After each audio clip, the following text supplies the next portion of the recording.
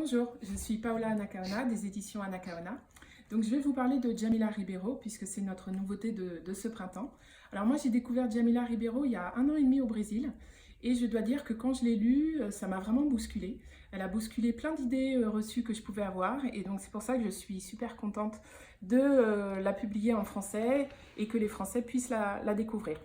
Donc d'abord ces chroniques, alors il y en a à peu près une bonne vingtaine, elles font 3-4 pages, elles sont très faciles à lire. Et en fait ce sont des réactions de Djamila à chaud sur l'actualité brésilienne. Donc même si au départ, le point de départ est toujours l'actualité brésilienne, je trouve que ça fait vraiment réfléchir sur la situation française. C'est-à-dire que vous pouvez vraiment vous dire « Ah ouais, au Brésil c'est comme ça, mais en France, c'est comment ?» Donc Djamila va parler de machisme, elle va parler de racisme, elle va parler de féminisme, elle va parler de féminisme noir en montrant pourquoi le féminisme noir est important. Elle va parler d'infanticide avec un très beau texte.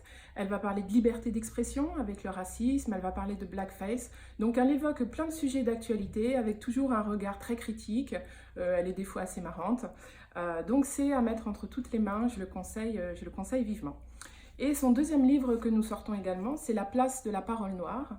C'est un essai philosophique, mais pour un essai philosophique, moi j'ai été vraiment surprise de voir à quel point il était accessible. Il fait une centaine de pages et en fait Djamila théorise ce concept qu'elle a vulgarisé qui est la place de la parole.